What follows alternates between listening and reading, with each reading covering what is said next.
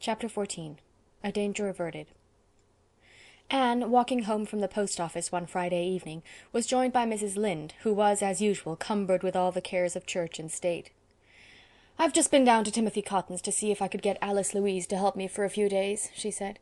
"I had her last week, for though she's too slow to stop quick, she's better than nobody. But she's sick and can't come. Timothy's sitting there too, coughing and complaining. He's been dying for 10 years, and he'll go on dying for 10 years more. That kind can't even die and have done with it. They can't stick to anything, even to being sick, long enough to finish it. They're a terrible shiftless family, and what is to become of them I don't know, but perhaps Providence does."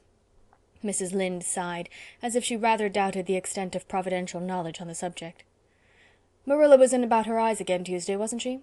What did the specialist think of them?" she continued. "He was much pleased," said Anne brightly. "He says there is a great improvement in them, and he thinks the danger of her losing her sight completely is past, but he says she'll never be able to read much or do any fine handwork again. How are your preparations for your bazaar coming on?" The Ladies' Aid Society was preparing for a fair and supper, and Mrs. Lynde was the head and front of the enterprise. "Pretty well. And that reminds me, Mrs. Allen thinks it would be nice to fix up a booth like an old-time kitchen and serve a supper of baked beans, doughnuts, pie, and so on. We're collecting old-fashioned fixings everywhere. Mrs. Simon Fletcher is going to lend us her mother's braided rugs, and Mrs. Levi Bolter some old chairs, and Aunt Mary Shaw will lend us her cupboard with the glass doors. I suppose Marilla will let us have her brass candlesticks, and we want all the old dishes we can get. Mrs. Allen is specially set on having a real blue willow-ware platter if we can find one, but nobody seems to have one. Do you know where we could get one?" "Miss Josephine Barry has one. I'll write and ask her if she'll lend it for the occasion," said Anne. "Well, I wish you would. I guess we'll have the supper in about a fortnight's time. Uncle Abe Andrews is prophesying rain and storms for about that time, and that's a pretty sure sign we'll have fine weather." The said Uncle Abe, it may be mentioned, was at least like other prophets in that he had small honour in his own country. He was, in fact, considered in the light of a standing joke, for few of his weather predictions were ever fulfilled. Mr. Elisha Wright, who laboured under the impression that he was a local wit, used to say that nobody in Avonlea ever thought of looking in the Charlottetown dailies for weather probabilities. No, they just asked Uncle Abe what it was going to be tomorrow, and expected the opposite. Nothing daunted, Uncle Abe kept on prophesying. "We want to have the fair over before the election comes off," continued Mrs. Lynde, "for the candidates will be sure to come and spend lots of money. The Tories are bribing right and left, so they might as well be given a chance to spend their money honestly for once." Anne was a red-hot conservative out of loyalty to Matthew's memory, but she said nothing. She knew better than to get Mrs. Lynde started on politics. She had a letter from Marilla, postmarked from a town in British Columbia. "It's probably from the children's uncle," she said excitedly when she got home. "Oh, Marilla, I wonder what he says about them." "The best plan might be to open it and see," said Marilla curtly. A close observer might have thought that she was excited also, but she would have rather died than show it. Anne tore open the letter and glanced over the somewhat untidy and poorly written contents. "He says he can't take the children this spring. He's been sick most of the winter, and his wedding is put off. He wants to know if we can keep them till the fall, and he'll try and take them then. We will, of course, won't we, Marilla?" "I don't see that there is anything else for us to do," said Marilla rather grimly, although she felt a secret relief. "Anyhow, they're not so much trouble as they were. Or else we've got used to them. Davy has improved a great deal." "His manners are certainly better," said Anne cautiously, as if she were not prepared to say as much for his morals. Anne had come home from school the previous evening to find Marilla await an aid meeting, Dora asleep on the kitchen sofa, and Davy in the sitting-room closet, blissfully absorbing the contents of a jar of Marilla's famous yellow plum preserves, company jam, Davy called it, which he had been forbidden to touch. He looked very guilty when Anne pounced on him and whisked him out of the closet. "Davy Keith, don't you know that it is very wrong of you to be eating that jam when you were told never to meddle with anything in that closet?" "Yes, I knew it was wrong," admitted Davy uncomfortably, "but plum jam is awful nice, Anne. I just peeped in, and it looked so good I thought I'd just take a weeny taste. I stuck my finger in," Anne groaned, "and licked it clean, and it was so much gooder than I'd ever thought that I got a spoon and just sailed in." Anne gave him such a serious lecture on the sin of stealing plum jam that Davy became conscience-stricken and promised with repentant kisses never to do it again. "Anyhow, there'll be plenty of jam in heaven, that's one comfort," he said complacently. Anne nipped a smile in the bud. "Perhaps there will, if we want it," she said. "But what makes you think so?" "Why, it's in the catechism," said Davy. "Oh, no, there's nothing like that in the catechism, Davy." "But I tell you there is," persisted Davy. "It was in that question Marilla taught me last Sunday. Why should we love God? It says, because he makes preserves and redeems us. Preserves is just a holy way of saying jam." "I must get a drink of water," said Anne hastily. When she came back it cost her some time and trouble to explain to Davy that a certain comma in the said catechism question made a great deal of difference in the meaning. "Well, I thought it was too good to be true," he said at last, with a sigh of disappointed conviction. "And besides, I didn't see when he'd find time to make jam if it's one endless Sabbath day, as the hymn says. I don't believe I want to go to heaven. Won't there ever be any Saturdays in heaven, Anne?" "Yes, Saturdays and every other kind of beautiful days, and every day in heaven will be more beautiful than the one before it, Davy," assured Anne, who was rather glad that Marilla was not by to be shocked. Marilla, it is needless to say, was bringing up the twins in the good old ways of theology, and discouraged all fanciful speculations thereupon. Davy and Dora were taught a hymn, a catechism question, and 2 Bible verses every Sunday. Dora learned meekly and recited like a little machine, with perhaps as much understanding or interest as if she were one. Davy, on the contrary, had a lively curiosity and frequently asked questions which made Marilla tremble for his fate. "Chester Sloane says we'll do nothing all the time in heaven but walk around in white dresses and play on harps. And he says he hopes he won't have to go till he's an old man, 'cause maybe he'll like it better then. And he thinks it will be horrid to wear dresses, and I think so too. Why can't men angels wear trousers, Anne? Chester Sloane is interested in those things, 'cause they're going to make a minister of him. He's got to be a minister, 'cause his grandmother left the money to send him to college, and he can't have it unless he's a minister.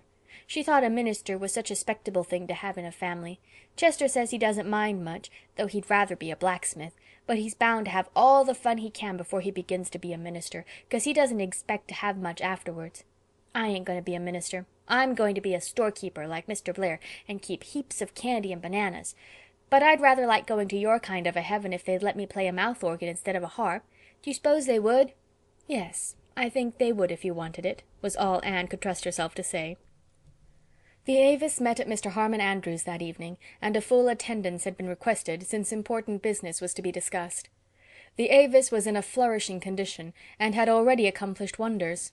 Early in the spring Mr. Major Spencer had redeemed his promise, and had stumped, graded, and seeded down all the road front of his farm. A dozen other men, some prompted by a determination not to let a Spencer get ahead of them, others goaded into action by improvers in their own households, had followed his example. The result was that there were long strips of smooth velvet turf where once had been unsightly undergrowth or brush. The farm fronts that had not been done looked so badly by contrast that their owners were secretly shamed into resolving to see what they could do another spring. The triangle of ground at the crossroads had also been cleared and seeded down, and Anne's bed of geraniums, unharmed by any marauding cow, was already set out in the center. Altogether the improvers thought that they were getting on beautifully, even if Mr. Levi Boulter, tactfully approached by a carefully selected committee in regard to the old house on his upper farm, did bluntly tell them that he wasn't going to have it meddled with. At this special meeting they intended to draw up a petition to the school trustees, humbly praying that a fence be put around the school grounds, and a plan was also to be discussed for planting a few ornamental trees by the church, if the funds of the society would permit of it, for, as Anne said, there was no use in starting another subscription as long as the hall remained blue.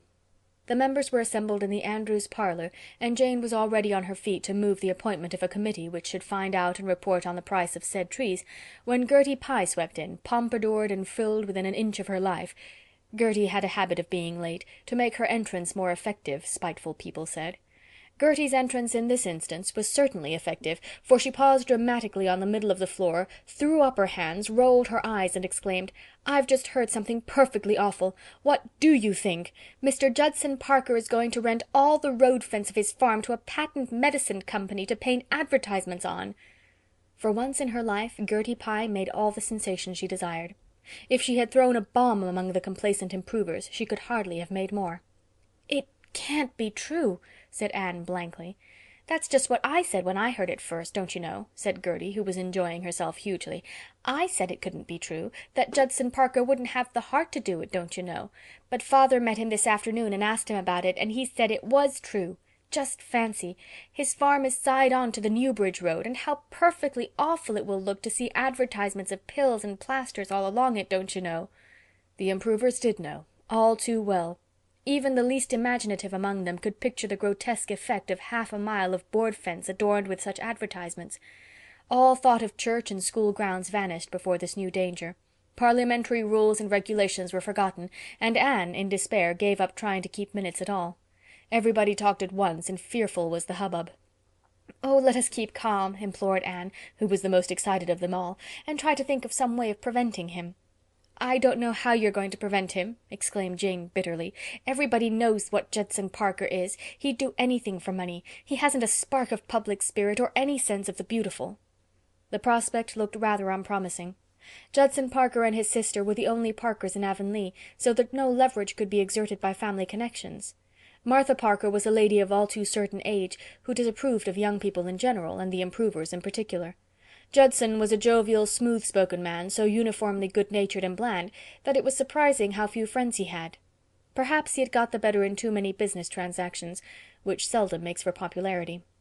He was reputed to be very sharp, and it was the general opinion that he hadn't much principle. "If Judson Parker has a chance to turn an honest penny, as he says himself, he'll never lose it," declared Fred Wright. "Is there nobody who has any influence over him?" asked Anne despairingly. "He goes to see Louisa Spencer at White Sands," suggested Carrie Sloane. "Perhaps she could coax him not to rent his fences." "Not she," said Gilbert emphatically. "I know Louisa Spencer well. She doesn't believe in village improvement societies, but she does believe in dollars and cents. She'd be more likely to urge Judson on than to dissuade him." "The only thing to do is to appoint a committee to wait on him and protest," said Julia Bell. "And you must send girls, for he'd hardly be civil to boys. But I won't go, so nobody need nominate me." "Better send Anne alone," said Oliver Sloane. "She can talk Judson over if anybody can." Anne protested. She was willing to go and do the talking, but she must have others with her for moral support. Diana and Jane were therefore appointed to support her morally, and the improvers broke up, buzzing like angry bees with indignation. Anne was so worried that she didn't sleep until nearly morning, and then she dreamed that the trustees had put a fence around the school and painted "Try Purple Pills" all over it. The committee waited on Judson Parker the next afternoon. Anne pleaded eloquently against his nefarious design, and Jane and Diana supported her morally and valiantly. Judson was sleek, suave, flattering, paid them several compliments of the delicacy of sunflowers, felt real bad to refuse such charming young ladies, but business was business, couldn't afford to let sentiment stand in the way these hard times. "But I'll tell you what I will do," he said with a twinkle in his light, full eyes. "I'll tell the agent that he must use only handsome, tasty colors, red and yellow and so on. I'll tell him he mustn't paint the ads blue on any account." The vanquished committee retired, thinking things not lawful to be uttered. "We have done all we can do, and must simply trust the rest to Providence," said Jane, with an unconscious imitation of Mrs. Lynde's tone and manner. "I wonder if Mr. Allen could do anything," reflected Diana. Anne shook her head. "No, it's no use to worry Mr. Allen, especially now when the baby's so sick. Judson would slip away from him as smoothly as from us, although he has taken to going to church quite regularly just now. That is simply because Louisa Spencer's father is an elder and very particular about such things." "Judson Parker is the only man in Avonlea who would dream of renting his fences," said Jane indignantly. "Even Levi Bolter or Lorenzo White would never stoop to that, tight-fisted as they are. They would have too much respect for public opinion." Public opinion was certainly down on Judson Parker when the facts became known, but that did not help matters much. Judson chuckled to himself and defied it, and the improvers were trying to reconcile themselves to the prospect of seeing the prettiest part of the Newbridge road defaced by advertisements, when Anne rose quietly at the president's call for reports of committees on the occasion of the next meeting of the society, and announced that Mr. Judson Parker had instructed her to inform the society that he was not going to rent his fences to the Patent Medicine Company. Jane and Diana stared as if they found it hard to believe their ears. Parliamentary etiquette, which was generally very strictly enforced in the Avis, forbade them giving instant vent to their curiosity, but after the society adjourned, Anne was besieged for explanations. Anne had no explanation to give. Judson Parker had overtaken her on the road the preceding evening, and told her that he had decided to humour the Avis in its peculiar prejudice against patent medicine advertisements. That was all Anne would say, then or ever afterwards, and it was the simple truth. But when Jane Andrews, on her way home, confided to Oliver Sloane her firm belief that there was more behind Judson Parker's mysterious change of heart than Anne Shirley had revealed, she spoke the truth also. Anne had been down to old Mrs. Irving's on the shore road the preceding evening, and had come home by a short cut which led her first over the low-lying shore fields, and then through the beechwood below Robert Dixon's by a little footpath that ran out of the main road just above the Lake of Shining Waters, known to unimaginative people as Barry's Pond. Two men were sitting in their buggies, reined off to the side of the road, just at the entrance of the path. One was Judson Parker, the other was Jerry Corcoran, a Newbridge man against whom, as Mrs. Lynde would have told you in eloquent italics, nothing shady had ever been proved. He was an agent for agricultural implements, and a prominent personage in matters political. He had a finger, and some people said all his fingers, in every political pie that was cooked, and as Canada was on the eve of a general election, Jerry Corcoran had been a busy man for many weeks, canvassing the county in the interests of his party's candidate. Just as Anne emerged from under the overhanging beech boughs, she heard Corcoran say, "If you'll vote for Amesbury, Parker, well, I've a note for that pair of harrows you got in the spring. I suppose you wouldn't object to having it back, eh?" "Well, since you put it that way," drawled Judson with a grin, "I reckon I might as well do it. A man must look out for his own interests in these hard times." Both saw Anne at this moment, and conversation abruptly ceased. Anne bowed frostily and walked on, with her chin slightly more tilted than usual. Soon Judson Parker overtook her. "Have a lift, Anne?" he inquired genially. "Thank you, no," said Anne politely, but with a fine, needle-like disdain in her voice that pierced even Judson Parker's none too sensitive consciousness. His face reddened, and he twitched his reins angrily, but the next second prudential considerations checked him. He looked uneasily at Anne, as she walked steadily on, glancing neither to the right nor to the left. Had she heard Corcoran's unmistakable offer and his own too plain acceptance of it? Confound Corcoran! If he couldn't put his meaning into less dangerous phrases, he'd get into trouble some of these long-come-shorts. And confound red-headed schoolma'ams with a habit of popping out of beech-woods where they had no business to be. If Anne had heard, Judson Parker, measuring her corn in his own half-bushel, as the country saying went, and cheating himself thereby, as such people generally do, believed that she would tell it far and wide. Now Judson Parker, as has been seen, was not overly regardful of public opinion, but to be known as having accepted a bribe would be a nasty thing, and if it ever reached Isaac Spencer's ears, farewell forever to all hope of winning Louisa Jane with her comfortable prospects as the heiress of a well-to-do farmer. Judson Parker knew that Mr. Spencer looked somewhat askance at him as it was. He could not afford to take any risks. "Ahem! Anne, I've been wanting to see you about that little matter we were discussing the other day. I've decided not to let my fences to that company after all. A society with an aim like yours ought to be encouraged." Anne thawed out the merest trifle. "Thank you," she said. And you needn't mention that little conversation of mine with Jerry." "I have no intention of mentioning it in any case," said Anne icily, for she would have seen every fence in Avonlea painted with advertisements before she would have stooped to bargain with a man who would sell his vote. Just so," agreed Judson, imagining that they understood each other beautifully. "I didn't suppose you would. Of course I was only stringing Jerry. He thinks he's so all-fired cute and smart. I've no intention of voting for Amesbury. I'm going to vote for Grant, as I've always done. You'll see that when the election comes off. I just led Jerry on to see if he would commit himself. And it's all right about the fence. You can tell the improvers that." "It takes all sorts of people to make a world, as I've often heard. But I think there are some who could be spared," Anne told her reflection in the east gable mirror that night. "I wouldn't have mentioned the disgraceful thing to a soul anyhow, so my conscience is clear on that score. I really don't know who or what is to be thanked for this. I did nothing to bring it about, and it's hard to believe that Providence ever works by means of the kind of politics men like Judson Parker and Jerry Corcoran have." Chapter 15. The Beginning of Vacation. Anne locked the schoolhouse door on a still, yellow evening, when the winds were purring in the spruces around the playground, and the shadows were long and lazy by the edge of the woods. She dropped the key into her pocket with a sigh of satisfaction. The school year was ended. She had been re-engaged for the next, with many expressions of satisfaction. Only Mr. Harmon Andrews told her she ought to use the strap oftener, and 2 delightful months of a well-earned vacation beckoned her invitingly. Anne felt at peace with the world and herself as she walked down the hill with her basket of flowers in her hand. Since the earliest Mayflowers, Anne had never missed her weekly pilgrimage to Matthew's grave.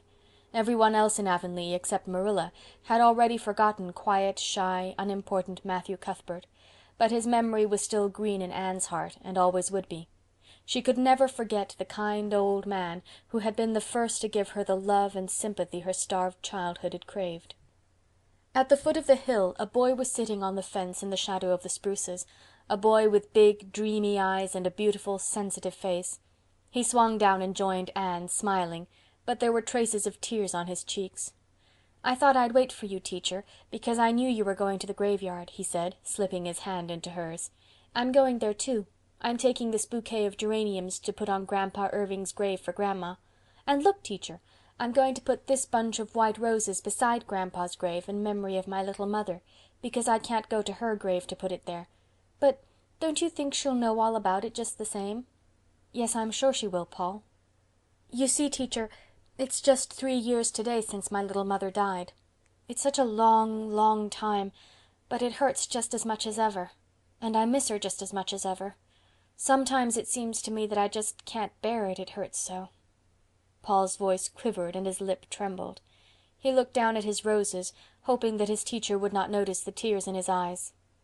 "And yet," said Anne very softly, "you wouldn't want it to stop hurting. You wouldn't want to forget your little mother even if you could." "No, indeed I wouldn't. That's just the way I feel. You're so good at understanding, teacher. Nobody else understands so well, not even Grandma, although she's so good to me. Father understood pretty well, but still I couldn't talk much to him about Mother, because it made him feel so bad. When he put his hand over his face I always knew it was time to stop. Poor Father. He must be dreadfully lonesome without me, but you see, he has nobody but a housekeeper now, and he thinks housekeepers are no good to bring up little boys, especially when he has to be away from home so much on business. Grandmothers are better, next to mothers. Some day, when I'm brought up, I'll go back to Father, and we're never going to be parted again." Paul had talked so much to Anne about his mother and father that she felt as if she had known them. She thought his mother must have been very like what he was himself in temperament and disposition, and she had an idea that Stephen Irving was a rather reserved man with a deep and tender nature, which he kept hidden scrupulously from the world. "Father's not very easy to get acquainted with," Paul had said once. "I never got really acquainted with him until after my little mother died, but he's splendid when you do get to know him. I love him best in all the world, and Grandma Irving next, and then you, teacher. I'd love you next to Father if it wasn't my duty to love Grandma Irving best, because she's doing so much for me. You know, teacher. I wish she would leave the lamp in my room till I go to sleep, though. She takes it right out as soon as she tucks me up, because she says I mustn't be a coward. I'm not scared, but I'd rather have the light. My little mother used to always sit beside me and hold my hand till I went to sleep. I expect she spoiled me. Mothers do sometimes, you know." No, Anne did not know this, although she might imagine it.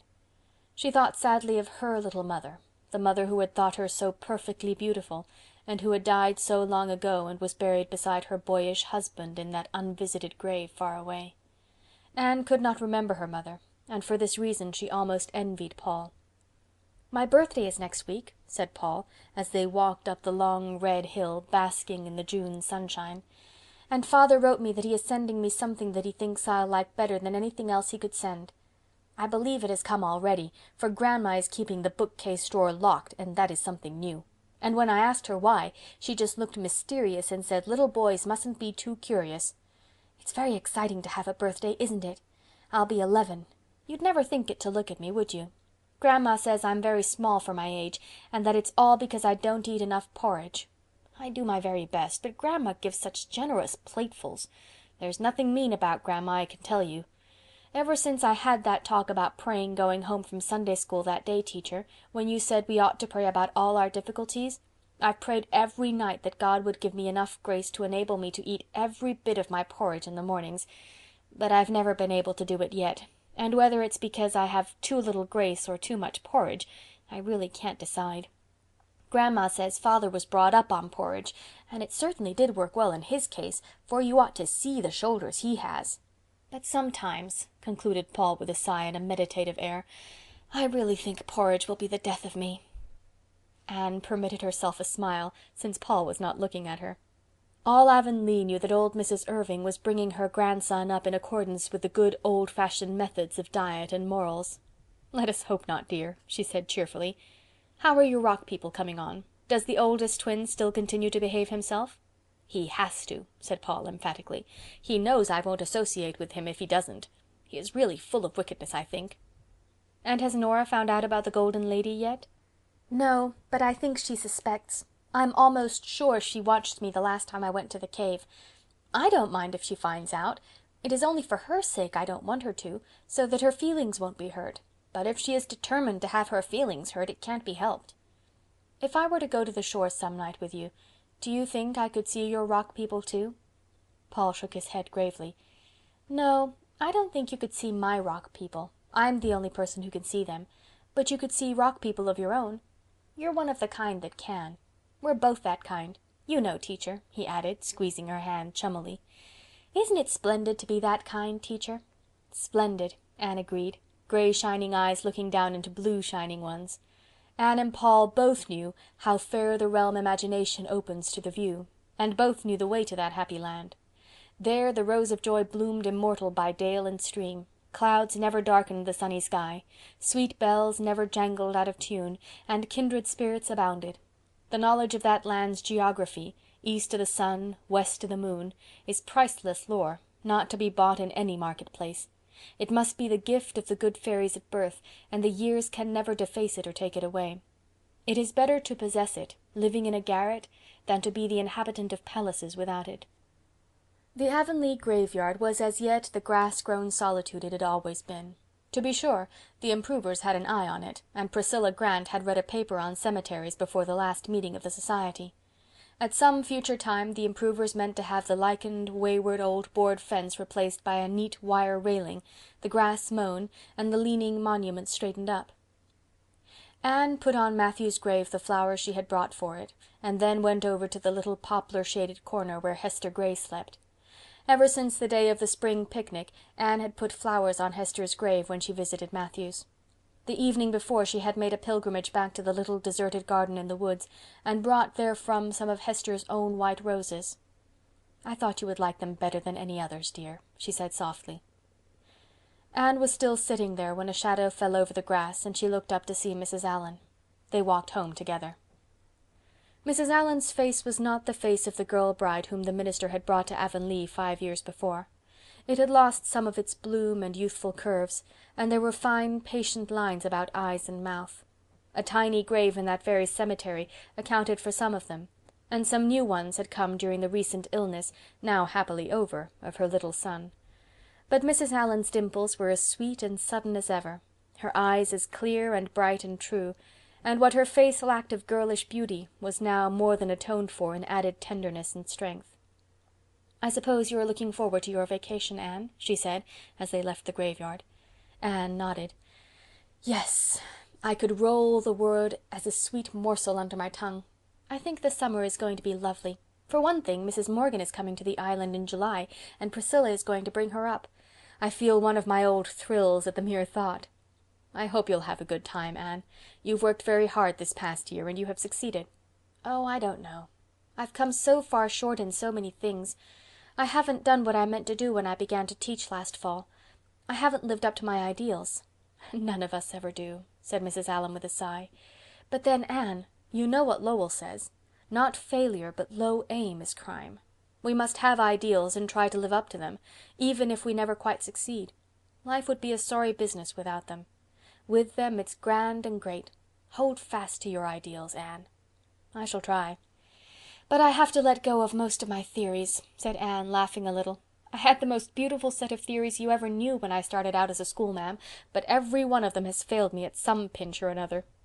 "Even the theory on corporal punishment," teased Mrs. Allan. But Anne flushed. "I shall never forgive myself for whipping Anthony."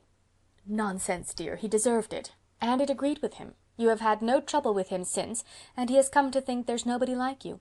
Your kindness won his love after the idea that a girl was no good was rooted out of his stubborn mind." "He may have deserved it, but that is not the point. If I had calmly and deliberately decided to whip him because I thought it a just punishment for him, I would not feel over it as I do. But the truth is, Mrs. Allan, that I just flew into a temper and whipped him because of that. I wasn't thinking whether it was just or unjust. Even if he hadn't deserved it, I'd have done it just the same. That is what humiliates me." "Well, we all make mistakes, dear, so just put it behind you. We should regret our mistakes and learn from them, but never carry them forward into the future with us." "There goes Gilbert Blythe on his wheel. Home for his vacation too, I suppose. How are you and he getting on with your studies?" "Pretty well. We plan to finish the Virgil tonight. There are only 20 lines to do.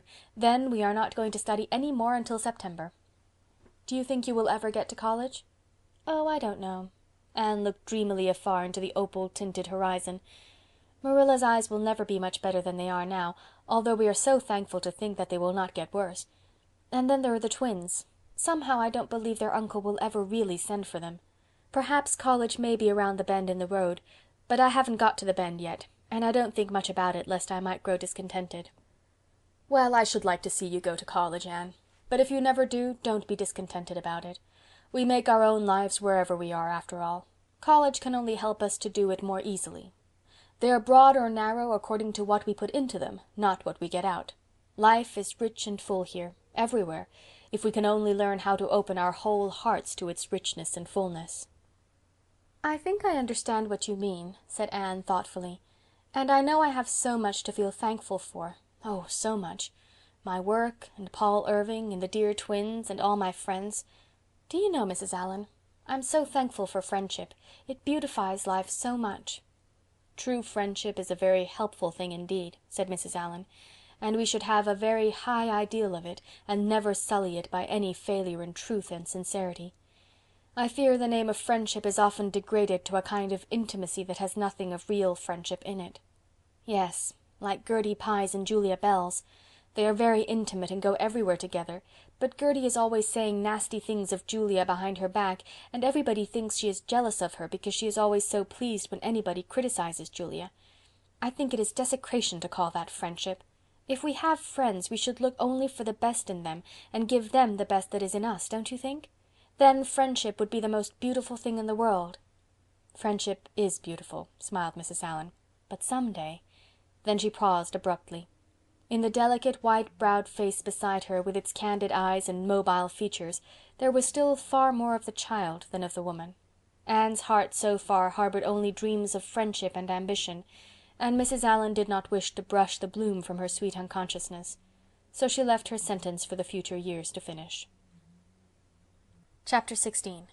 The Substance of Things Hoped For.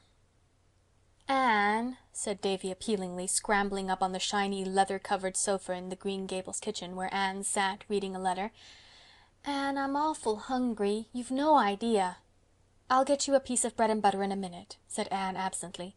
Her letter evidently contained some exciting news, for her cheeks were as pink as the roses on the big bush outside, and her eyes were as starry as only Anne's eyes could be. "But I ain't bread and butter hungry," said Davy in a disgusted tone. "I'm plum cake hungry." "Oh," laughed Anne, laying down her letter and putting her arm about Davy to give him a squeeze. "That's a kind of hunger that can be endured very comfortably, Davy boy. You know it's one of Marilla's rules that you can't have anything but bread and butter between meals." "Well, give me a piece then, please." Davy had at last been taught to say please, but he generally tacked it on as an afterthought. He looked with approval at the generous slice Anne presently brought to him. "You always put such a nice lot of butter on it, Anne. Marilla spreads it pretty thin. It slips down a lot easier when there's plenty of butter." The slice slipped down with tolerable ease, judging from its rapid disappearance. Davy slid head first off the sofa, turned a double somersault on the rug, and then sat up and announced decidedly, "Anne, I've made up my mind about heaven. I don't want to go there." "Why not?" asked Anne gravely. "'Cause heaven is in Simon Fletcher's garret, and I don't like Simon Fletcher." "Heaven in Simon Fletcher's garret?" gasped Anne, too amazed even to laugh. "Davy Keith, whatever put such an extraordinary idea into your head?" "Milty Boulter says that's where it is. It was last Sunday in Sunday school. The lesson was about Elijah and Elisha, and I up and asked Miss Rogerson where heaven was. Miss Rogerson looked awful offended. She was cross anyhow, because when she'd asked us what Elijah left Elisha when he went to heaven, Milty Boulter said his old clothes, and us fellows all laughed before we thought. I wish you could think first and do things afterwards, 'cause then you wouldn't do them. But Milty didn't mean to be disrespectful. He just couldn't think of the name of the thing. Miss Rogerson says heaven was where God was, and I wasn't to ask questions like that. Milty nudged me and said in a whisper, 'Heaven's in Uncle Simon's garret, and I'll explain about it on the way home.' So when we was coming home he explained. Milty's a great hand at explaining things. Even if he don't know anything about a thing, he'll make up a lot of stuff, and so you get it explained all the same. His mother is Mrs. Simon's sister, and he went with her to the funeral when his cousin Jane Ellen died. The minister said she'd gone to heaven, though Milty says she was lying right before them in the coffin. But he s'posed they carried the coffin to the garret afterwards. Well, when Milty and his mother went upstairs after it was all over to get her bonnet, he asked her where heaven was that Jane Ellen had gone to, and she pointed right to the ceiling and said, 'Up there.' Milty knew there wasn't anything but the garret over the ceiling, so that's how he found out, and he's been awful scared to go to his Uncle Simon's ever since." Anne took Davy on her knee and did her best to straighten out this theological tangle also. She was much better fitted for the task than Marilla, for she remembered her own childhood and had an instinctive understanding of the curious ideas that 7-year-olds sometimes get about matters that are, of course, very plain and simple to grown-up people. She had just succeeded in convincing Davy that heaven was not in Simon Fletcher's garret when Marilla came in from the garden, where she and Dora had been picking peas. Dora was an industrious little soul, and never happier than when helping in various small tasks suited to her chubby fingers. She fed chickens, picked up chips, wiped dishes, and ran errands galore. She was neat, faithful, and observant. She never had to be told how to do a thing twice, and never forgot any of her little duties. Davy, on the other hand, was rather heedless and forgetful, but he had the born knack of winning love, and even yet Anne and Marilla liked him the better. While Dora proudly shelled the peas and Davy made boats of the pods with masts of matches and sails of paper, Anne told Marilla about the wonderful contents of her letter. "Oh, Marilla, what do you think?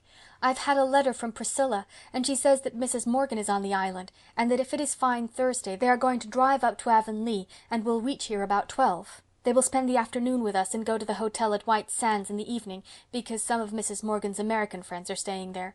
Oh, Marilla, isn't it wonderful? I can hardly believe I'm not dreaming." "I dare say Mrs. Morgan is a lot like other people," said Marilla dryly, although she did feel a trifle excited herself. Mrs. Morgan was a famous woman, and a visit from her was no commonplace occurrence. "They'll be here to dinner, then?" "Yes. And oh, Marilla, may I cook every bit of the dinner myself? I want to feel that I can do something for the author of the Rosebud Garden, if it is only to cook a dinner for her. You won't mind, will you?" "Goodness, I'm not so fond of stewing over a hot fire in July that it would vex me very much to have someone else do it. You're quite welcome to the job." "Oh, thank you," said Anne, as if Marilla had just conferred a tremendous favor. "I'll make out the menu this very night." "You'd better not try to put on too much style," warned Marilla, a little alarmed by the high-flown sound of menu. "You'll likely come to grief if you do." "Oh, I'm not going to put on any style, if you mean trying to do or have things we don't usually have on festal occasions," assured Anne. "That would be affectation, and although I know I haven't as much sense and steadiness as a girl of 17 and a schoolteacher ought to have, I'm not so silly as that. But I want to have everything as nice and dainty as possible. Davy boy, don't leave those pea pods on the back stairs. Someone might slip on them." "I'll have a light soup to begin with. You know I can make lovely cream of onion soup. And then a couple of roast fowls. I'll have the 2 white roosters. I have real affection for those roosters, and they've been pets ever since the gray hen hatched out just the 2 of them, little balls of yellow down. But I knew they would have to be sacrificed sometime, and surely there couldn't be a worthier occasion than this. But oh, Marilla, I cannot kill them, not even for Mrs. Morgan's sake. I'll have to ask John Henry Carter to come over and do it for me." "I'll do it," volunteered Davy, "if Marilla'll hold them by the legs, 'cause I guess it'd take both my hands to manage the axe. It's awful jolly to see them hopping about after their heads are cut off." "Then I'll have peas and beans and creamed potatoes and a lettuce salad for vegetables," resumed Anne. "And for dessert, lemon pie with whipped cream and coffee and cheese and ladyfingers. I'll make the pies and ladyfingers tomorrow and do up my white muslin dress. And I must tell Diana tonight, for she'll want to do up hers. Mrs. Morgan's heroines are nearly always dressed in white muslin, and Diana and I have always resolved that that was what we would wear if we ever met her. It will be such a delicate compliment, don't you think? Davy dear, you mustn't poke pea pods into the cracks of the floor. I must ask Mr. and Mrs. Allen and Miss Stacy to dinner too, for they're all very anxious to meet Mrs. Morgan. It's so fortunate she's coming while Miss Stacy is here. Davy dear, don't sail the pea pods in the water bucket. Go out to the trough. Oh, I do hope it will be fine Thursday. And I think it will, for Uncle Abe said last night when he called at Mr. Harrison's that it was going to rain most of this week." "That's a good sign," agreed Marilla. Anne ran across to Orchard Slope that evening to tell the news to Diana, who was also very much excited over it, and they discussed the matter in the hammock swung under the big willow in the Barry garden. "Oh, Anne, mayn't I help you cook the dinner?" implored Diana. "You know I can make splendid lettuce salad." "Indeed you may," said Anne unselfishly. "And I shall want you to help me decorate, too. I mean to have the parlor simply a bower of blossoms, and the dining table is to be adorned with wild roses. Oh, I do hope everything will go smoothly. Mrs. Morgan's heroines never get into scrapes or are taken at a disadvantage, and they are always so self-possessed and such good housekeepers. They seem to be born good housekeepers. You remember that Gertrude in Edgewood days kept house for her father when she was only 8 years old. When I was 8 years old I hardly knew how to do a thing except bring up children. Mrs. Morgan must be an authority on girls when she has written so much about them, and I do want her to have a good opinion of us. I've imagined it all out a dozen different ways, what she'll look like, and what she'll say, and what I'll say, and I'm so anxious about my nose. There are 7 freckles on it, as you can see.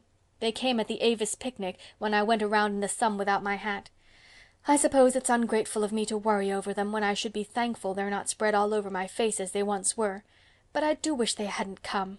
All Mrs. Morgan's heroines have such perfect complexions. I can't recall a freckled one among them. Yours are not very noticeable, comforted Diana. Try a little lemon juice on them tonight. The next day Anne made her pies and ladyfingers, did up her muslin dress, and swept and dusted every room in the house, a quite unnecessary proceeding, for Green Gables was, as usual, in the apple pie order dear to Marilla's heart. But Anne felt that a fleck of dust would be a desecration in a house that was to be honoured by a visit from Charlotte E. Morgan. She even cleaned out the catch-all closet under the stairs, although there was not the remotest possibility of Mrs. Morgan seeing its interior. "But I want to feel that it is in perfect order, even if she isn't to see it," Anne told Marilla.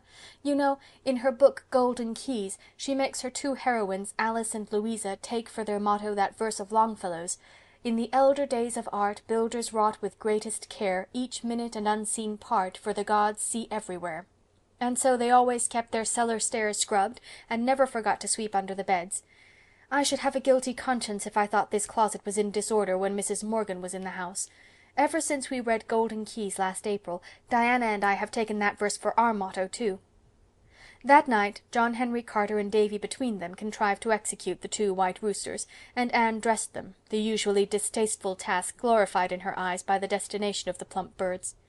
"I don't like picking fowls," she told Marilla, "but isn't it fortunate we don't have to put our souls into what our hands may be doing? I've been picking chickens with my hands, but in imagination I've been roaming the Milky Way." "I thought you'd scattered more feathers over the floor than usual," remarked Marilla. Then Anne put Davy to bed and made him promise that he would behave perfectly the next day. "If I'm as good can be all day tomorrow, will you let me be just as bad as I like all the next day?" asked Davy. "I couldn't do that," said Anne discreetly, "but I'll take you and Dora for a row in the flat right to the bottom of the pond, and we'll go ashore on the sandhills and have a picnic." "It's a bargain," said Davy. "I'll be good, you bet. I meant to go over to Mr. Harrison's and fire peas from my new pop gun at Ginger, but another day'll do as well. I expect it will be just like Sunday, but a picnic at the shore'll make up for that." Chapter 17. A Chapter of Accidents. Anne woke 3 times in the night and made pilgrimages to her window to make sure that Uncle Abe's prediction was not coming true.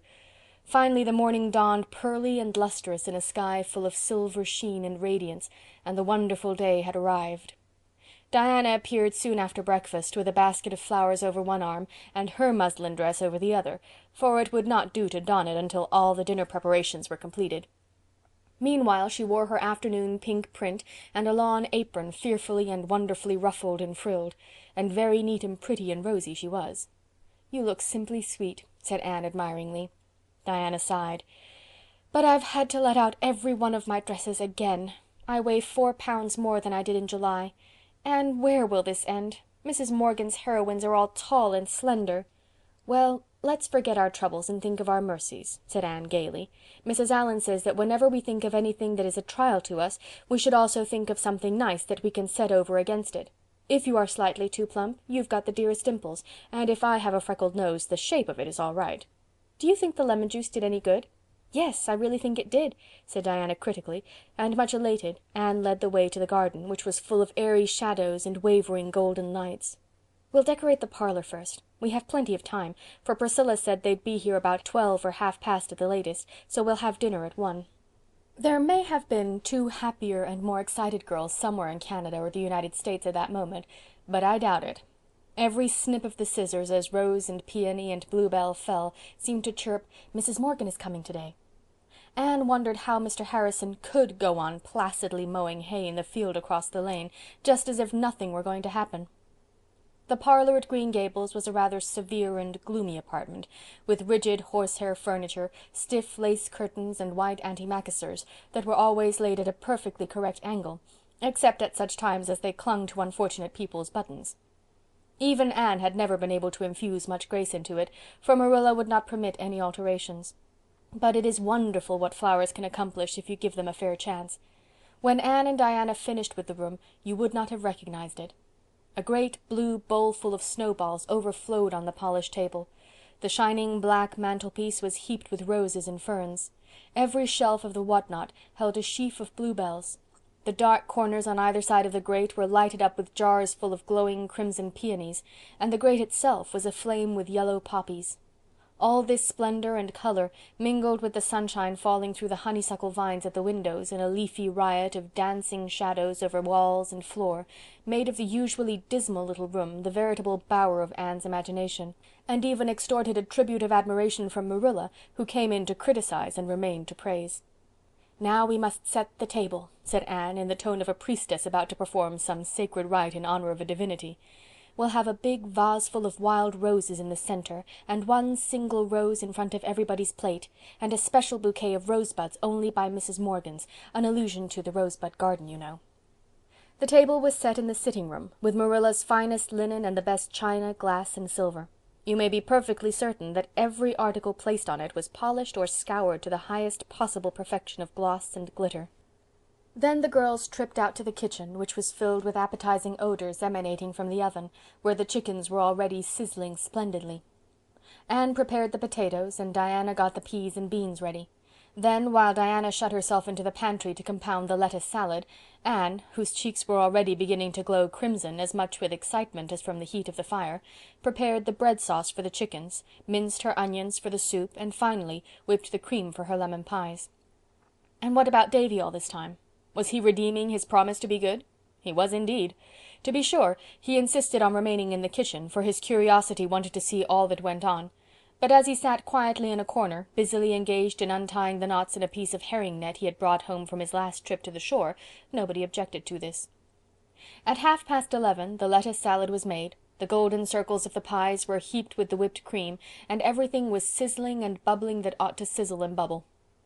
"We'd better go and dress now," said Anne, "for they may be here by 12. We must have dinner at sharp 1, for the soup must be served as soon as it's done." Serious indeed were the toilet rites presently performed in the east gable.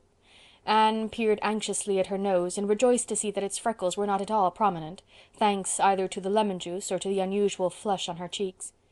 When they were ready they looked quite as sweet and trim and girlish as ever did any of Mrs. Morgan's heroines. "I do hope I'll be able to say something once in a while, and not sit like a mute," said Diana anxiously. "All Mrs. Morgan's heroines converse so beautifully, but I'm afraid I'll be tongue-tied and stupid. And I'll be sure to say 'I seen.' I haven't often said it since Miss Stacy taught here, but in moments of excitement it's sure to pop out.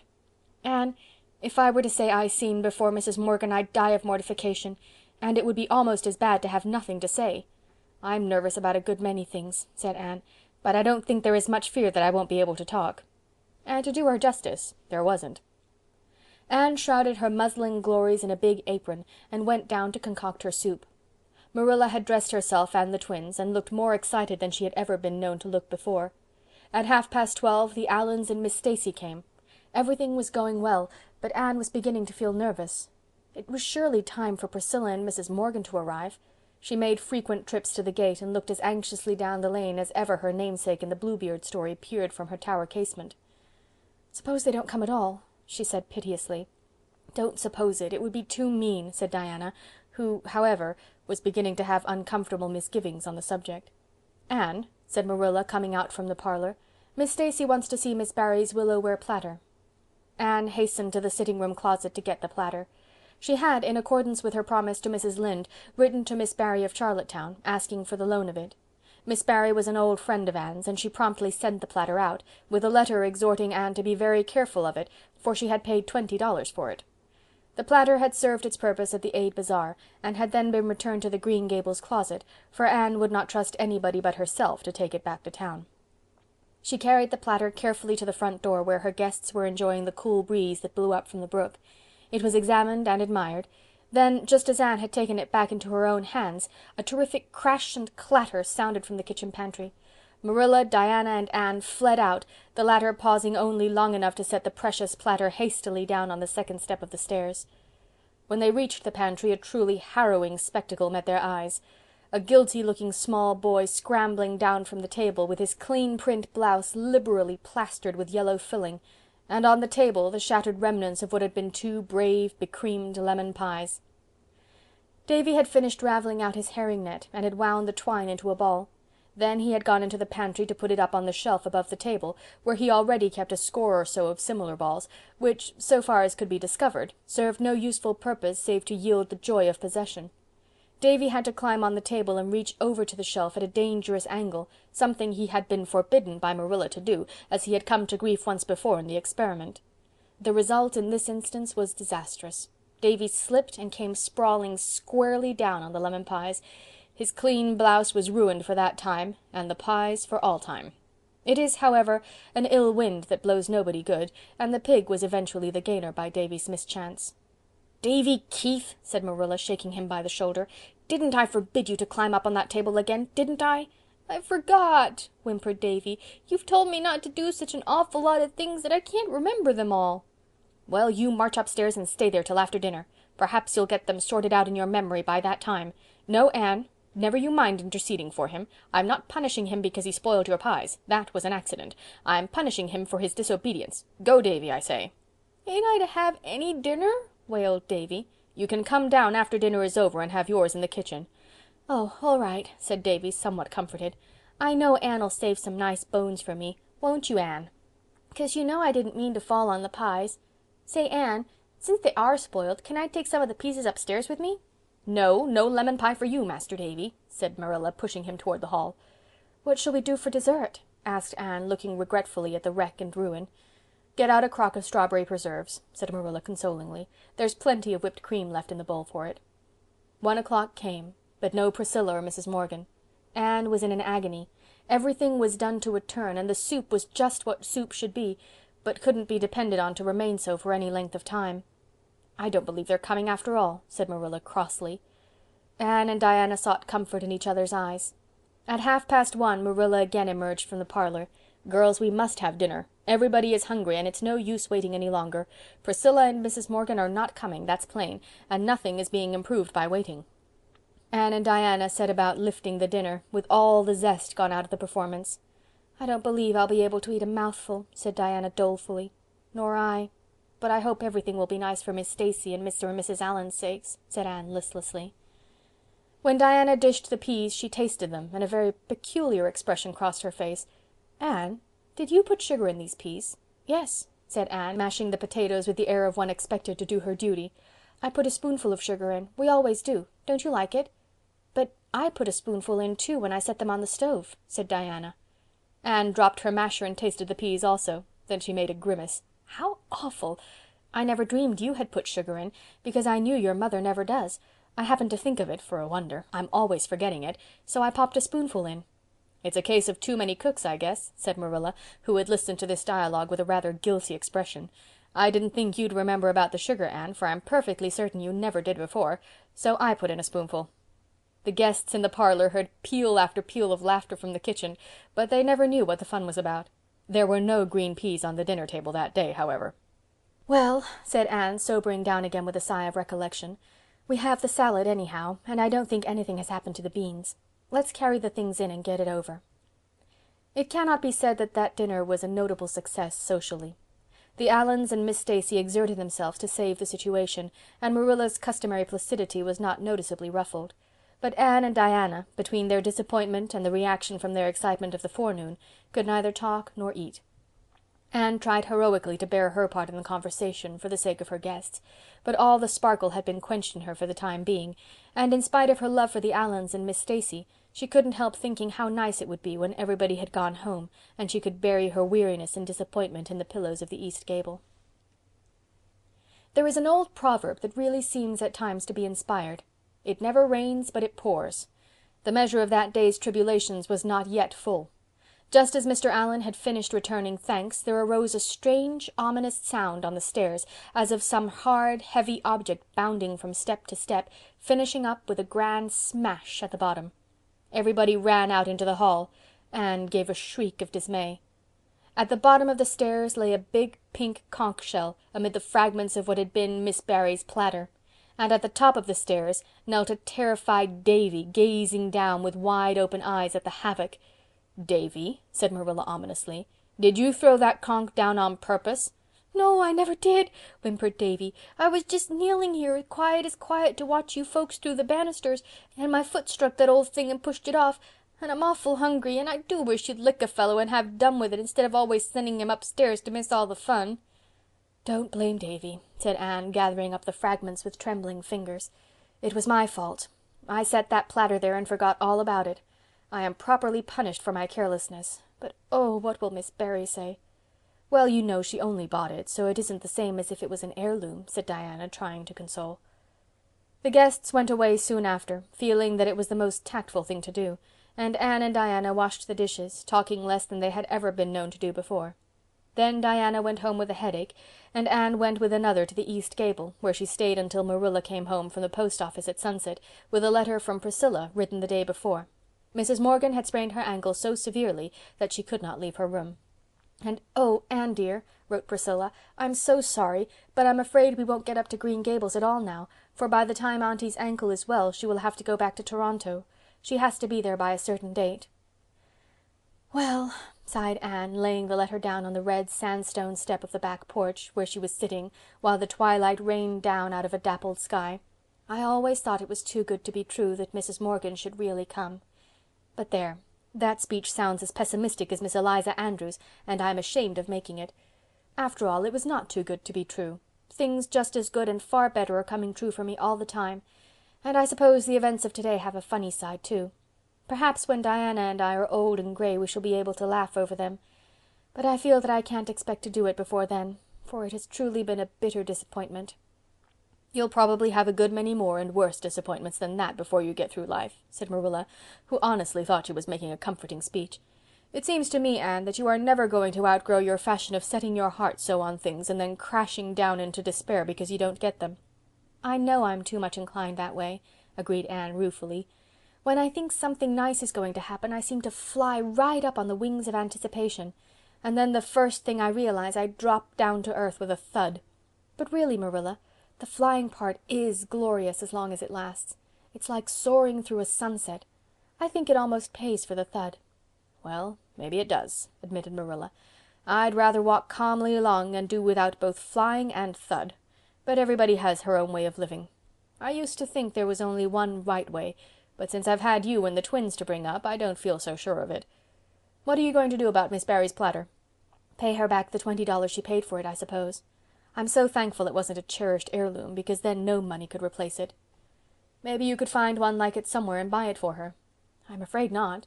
Platters as old as that are very scarce. Mrs. Lynde couldn't find one anywhere for the supper.